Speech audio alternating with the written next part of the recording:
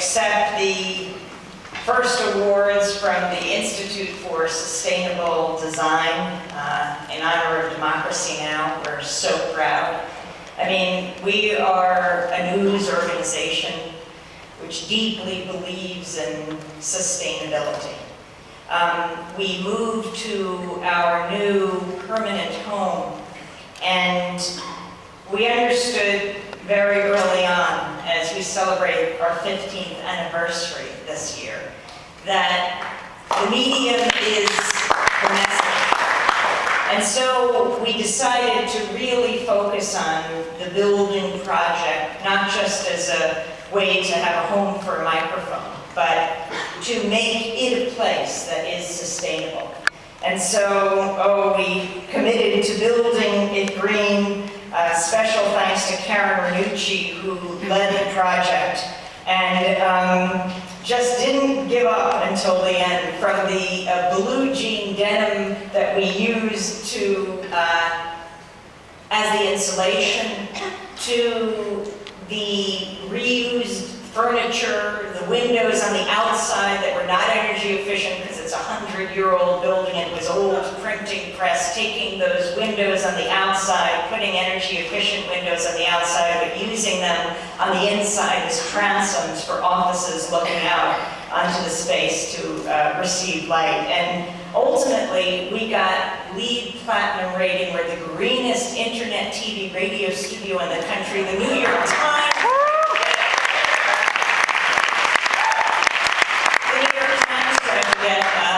platinum LEED certification, but only we got it. So, and we're not the only ones, because to be right here in Cooper Union, what an honor to see the project that Cooper Union built right across the way. Today we're talking about water and sustainability. Barbara Kingsolver writes, "Water is life. It's the briny broth of our origins, the pounding circulatory system of the world, a precarious molecular edge on which we survive. It makes up 2/3 of our bodies, just like the map of the world. Our vital fluids are saline like the ocean. The apple doesn't fall far from the tree." And yet, how is it then that we have so endangered this life force, this precious resource? Which brings me to another great writer and activist, Maud Barlow, who wrote the book Blue Covenant, who talks about 3 scenarios in her chapter, Where Has All the Water Gone? 3 scenarios collude toward disaster, she writes. Scenario 1, the world's running out of fresh water. It's not just a question of finding the money to hook up the 2 billion people living in water-stressed regions of our world. Humanity is polluting, diverting, and depleting the Earth's finite water resources at a dangerous and steadily increasing rate. The abuse and displacement of water is the ground-level equivalent of greenhouse gas emissions and likely as great a cause of climate change.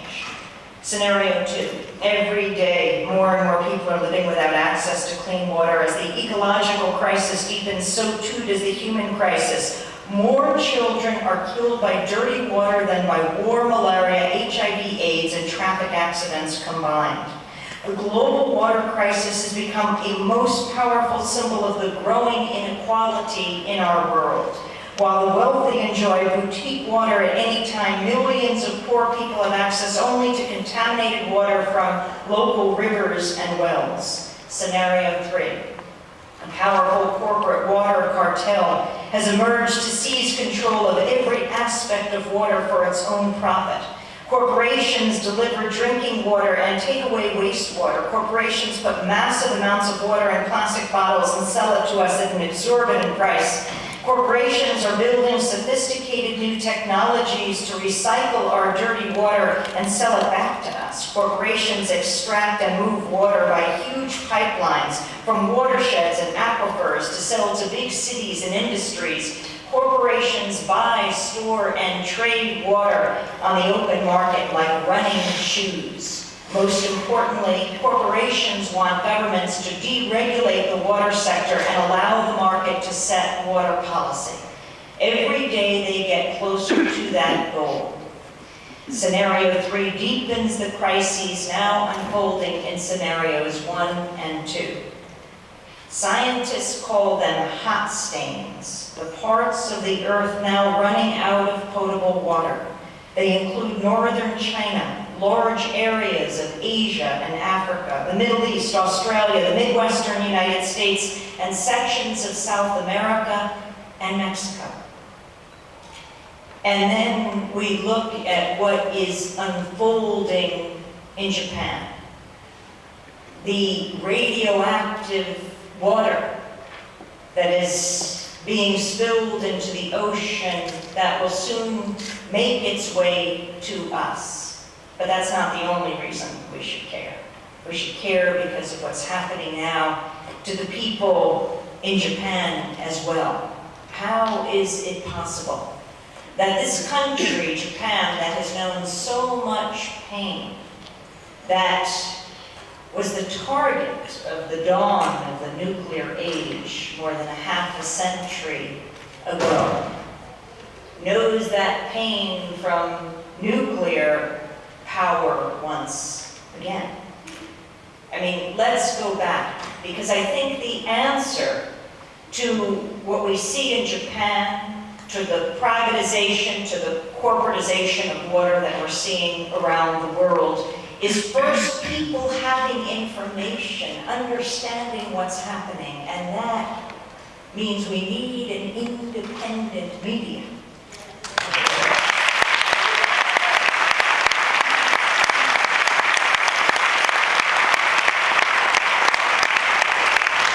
An independent media that's not brought to us by the corporations that profit from climate change.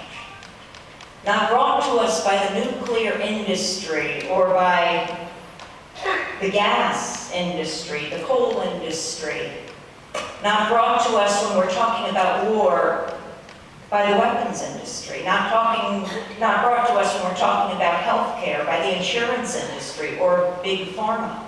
We need independent media in this country and around the world, which is why we're so proud that Democracy Now!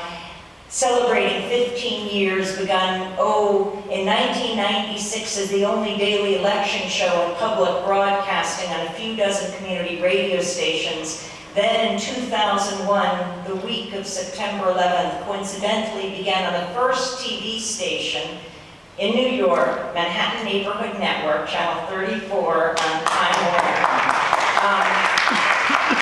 I hope you tune in WBAI every morning on radio at 8, 99.5, or on television, MNN, every morning, Channel 34 at 8 o'clock as well. And then CUNY TV, our colleagues at City University of New York, started running us on Channel 75 every night at 6:30. If you didn't catch today's, you can catch it at 1 in the morning as well.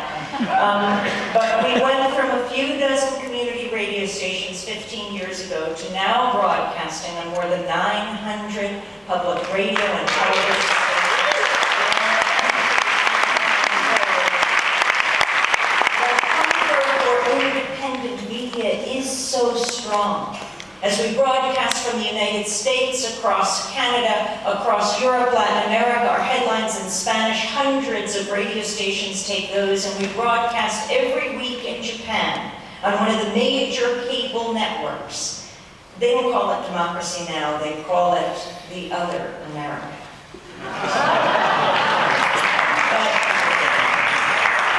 But it is so important that we have independent media, and we can trace it back to the dawn of the nuclear age, when the U.S.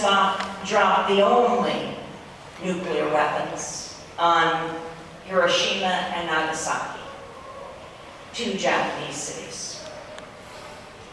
After the U.S. dropped the bomb on Hiroshima, an independent journalist made his way to Hiroshima. His name was Walter Burchett. He was Australian, had covered many wars. Now this was a no-go zone. General MacArthur had sealed the whole area off, and most of the journalists were on a ship off the coast of Japan covering the Japanese surrender, but Wilfred Burchett said no. And he got on a train and he traveled for 30 hours until he made it to Hiroshima. And he was stunned by what he saw. A city that had become a moonscape. He had never seen anything like it. People's shadows ingrained in the sides of walls. He saw people running with their skin melting off. He didn't even have the words to describe what he saw. He talked about an atomic plague. And he sat down in the rubble with his Hermes typewriter and he tapped out the words, "I write this as a warning to the world."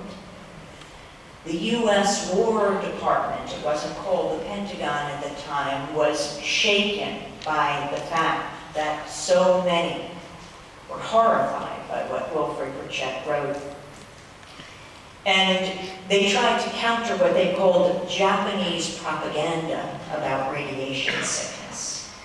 And they had a very able stenographer, the reporter for the New York Times, William Lawrence. Most didn't realize he was also on the payroll of the War Department, writing the press releases for the Secretary of War, Stimson, extolling the beauty of the nuclear mushroom.